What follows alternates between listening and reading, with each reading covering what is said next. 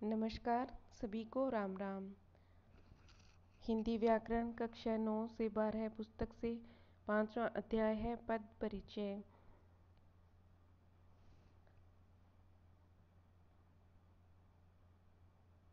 क्या है पद परिचय यह देखते हैं। पद परिचय में हम पद का परिचय पढ़ेंगे कि किस किस प्रकार से पद का परिचय किया जाता है।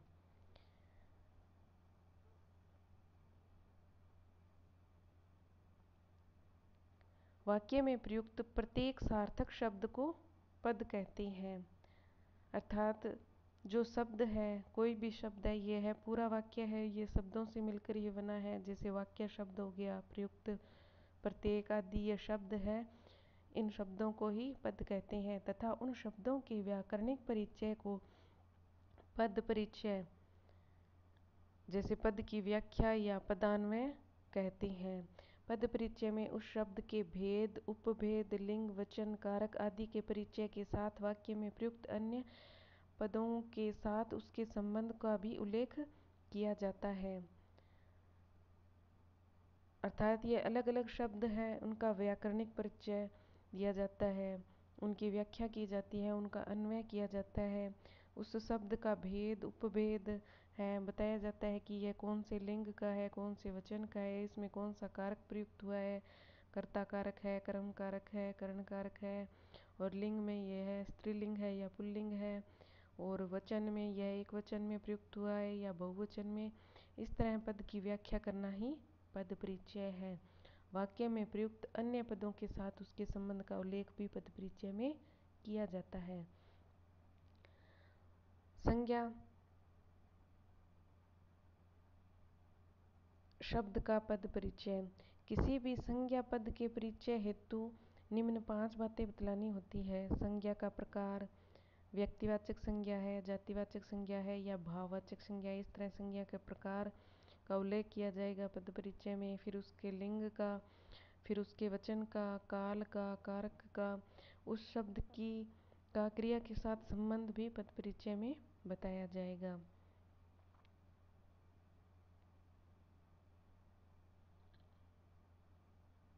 फिर है संज्ञा शब्द का क्रिया के साथ संबंध कारक के अनुसार जाना जा सकता है।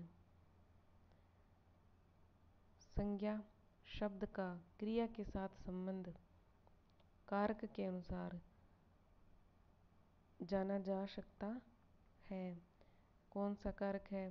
कर्ता कारक है, कर्म कारक है, इस तरह है।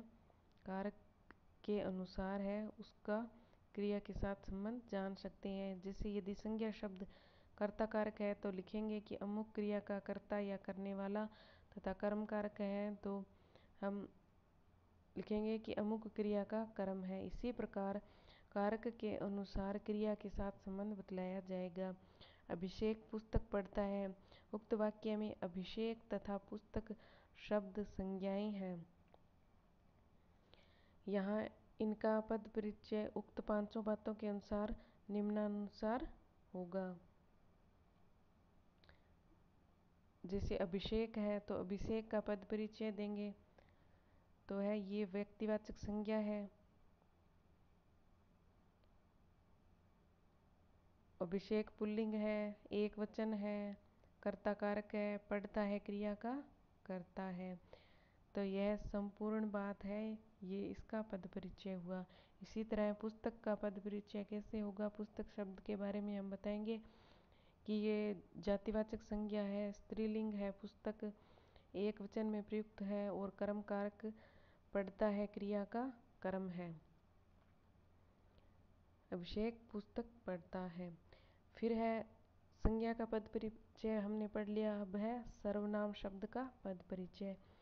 किसी सर्वनाम के पद परिचय में उन्हीं बातों का उल्लेख करना होगा जिनका संज्ञा शब्द के पद परिचय में किया था। अर्थात सर्वनाम का प्रकार, पुरुष सहित लिंग, वचन, कारक तथा क्रिया के साथ संबंध आदि। मैं पुस्तक पढ़ता हूँ, जिस तरह संज्ञा का पद परिचय किया था उसी अनुसार सर्वनाम का पद परिचय होगा। मैं पुस्तक पढ़ता हूँ, इस वाक्य में मैं है, यह सर्वनाम है, अतः इसका पद परिचय होगा मैं। पुरुषवाचक है, सर्वनाम है, उत्तम पुरुष है, पुरुष तीन प्रकार के होते हैं, प्रथम पुरुष, मध्यम पुरुष और उत्तम पुरुष। फिर है पुल्लिंग में है, एक वचन में है, पढ़ता हूँ क्रिया का करता है। यह उसकी वही कार है जिसे कोई चुरा कर ले गया था। इस वाक्य में यह उसकी, जिसे तथा कोई सर्वनाम पद है, अर्थात ये इतने सारे सर्वनाम पद हैं एक साथ प्रयुक्त हो गए हैं। इनका भी पद परिचय इस प्रकार होगा।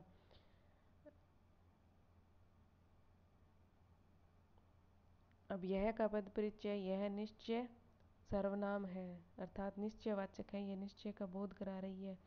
अन्य पुरुष है, स्त्रीलिंग है, क्योंकि इसमें यह वही कार है। इस वाक्य के अनुसार स्त्रीलिंग है। एक वचन है, संबंध कारक, कार संज्ञा शब्द से संबंध, अर्थात यह कार है, ये संज्ञा शब्द है, इससे इसका संबंध है। जिसे यह संबंधवाचक सर्वनाम, जिसका, जिससे, जिसे, ये संबंध बता रही है। स्त्रीलिंग है, एक वचन, कर्म कारक, चुरा कर ले गया क्रिया का कर्म है। और कोई, ये भी अनिश्चयवाचक सर्वनाम है। यह तो निश्चयवाचक था और कोई है वो अनिश्चयवाचक सर्वनाम है। अन्य पुरुष है, पुल्लिंग, एक वचन है, कर्ता कारक, चुरा कर ले गया।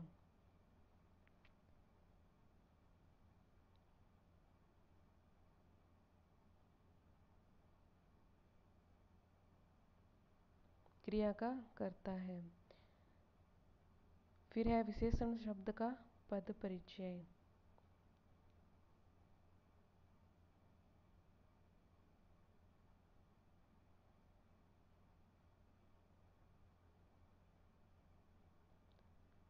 किसी विशेषण शब्द के पद परिचय हेतु निम्न बातों का उल्लेख करना होता है। विशेषण का प्रकार, अवस्था, लिंग, वचन, विशेष्य व उसके साथ संबंध। संज्ञा और सर्वनाम में तो 5 बातें एक समान थी और विशेषण में कुछ अलग है। इसमें है कि विशेषण का प्रकार कौन सा है, अवस्था क्या है, लिंग, वचन तथा विशेष्य व उसके साथ संबंध बताया जाता है। वीर राम ने सब राक्षसों का वध कर दिया, यह एक उदाहरण है। उक्त वाक्य में वीर तथा सब शब्द विशेषण है। वीर है, यह राम की विशेषता बता रहा है।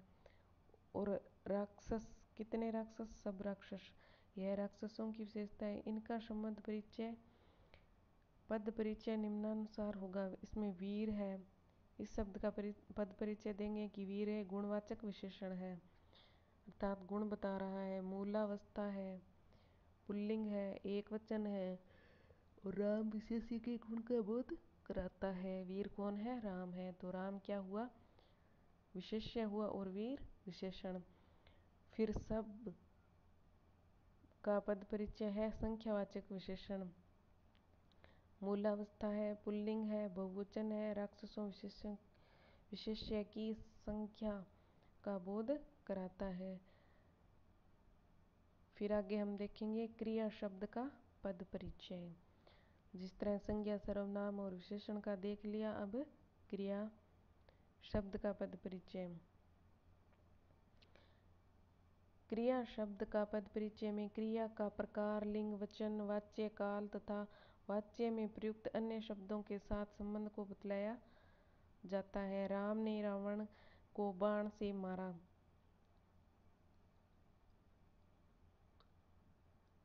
उक्त वाक्य में मारा पद क्रिया है, मारना एक क्रिया है। इसका पद परिचय होगा मारा सकर्मक क्रिया है, क्योंकि इसमें रावण को बाण से मारा है तो यह कर्म है इसमें। फिर पुल्लिंग है, एक वचन है, कर्तृवाच्य, भूतकाल, मारा क्रिया का कर्ता राम, कर्म रावण तथा करण बाण है। अब इसमें मारा क्रिया का कर्ता बताया गया है राम, कर्म है रावण और करण है बाण। अवयव या अविकारी शब्द का पद परिचय। अवयव या अविकारी शब्द का रूप, लिंग, वचन, कारक आदि से प्रभावित नहीं होता है, अतः इनके पद परिचय में केवल अवयव शब्द के प्रकार, उसकी विशेषता या संबंध ही बतलाया जाता है। ऊपर हमने विकारी शब्दों के पद परिचय को पढ़ा है। अब आ गई है अविकारी या अवयव शब्द, इनका पद परिचय।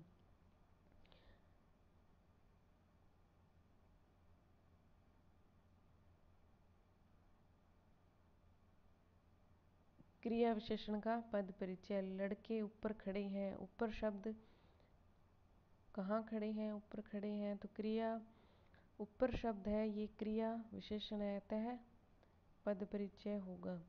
ऊपर स्थानवाचक क्रिया विशेषण, खड़े हैं क्रिया के स्थान का बोध कराता है। फिर है संबंध बोधक अवयव का पद परिचय। भोजन के बाद विश्राम करना चाहिए। प्रस्तुत वाक्य में के बाद संबंध बोधक अवयव है, अतः इसका पद परिचय होगा के बाद संबंध बोधक अवयव है जो भोजन संज्ञा का संबंध विश्राम के साथ जोड़ता है। भोजन है संज्ञा और विश्राम है भोजन संज्ञा का संबंध विश्राम के साथ जोड़ता है। कौन जोड़ता है? के बाद। अब अगर हम देखें कि भोजन, फिर अगर के बाद को नहीं बोल रहे, सीधा ही बोल दे विश्राम करना चाहिए, तो इसका कुछ पता नहीं चलेगा। इसलिए ये के बाद है भोजन और विश्राम का संबंध दर्शा रहा है। फिर नेक्स्ट है समुच्चय बोधक अव्यय का पद परिचय।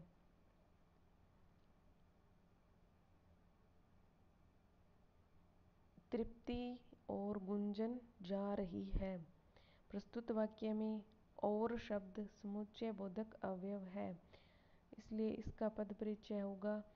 समुच्चय बोधक अवयव है और संयोजक है तृप्ति और गुंजन, दो संज्ञा शब्दों को जोड़ता है।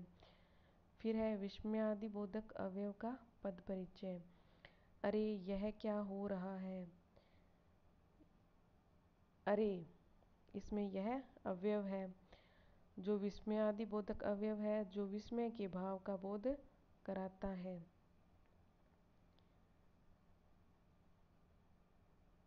इस प्रकार हमने विकारी और अविकारी शब्दों या पदों का पद परिचय पढ़ लिया है। अब आगे इसके अभ्यास प्रश्न देख लेते हैं। पद परिचय में मुख्यतः क्या करना होता है?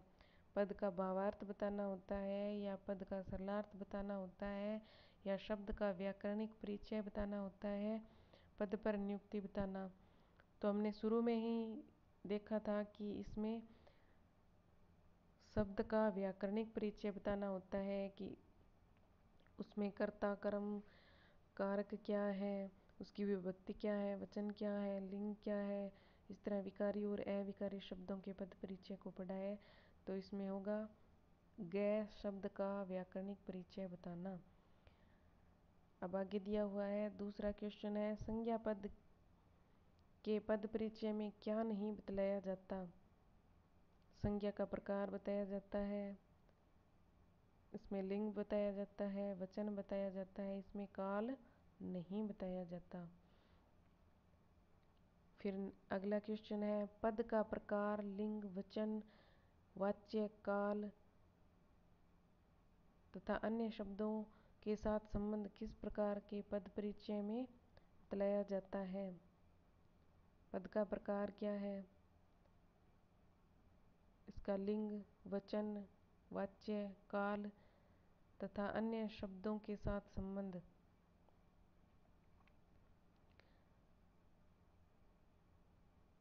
तो ये संज्ञा पद परिचय में बतलाया जाएगा। इस प्रकार हमारा पद परिचय टॉपिक पूर्ण हुआ। Thanks God and thank you all.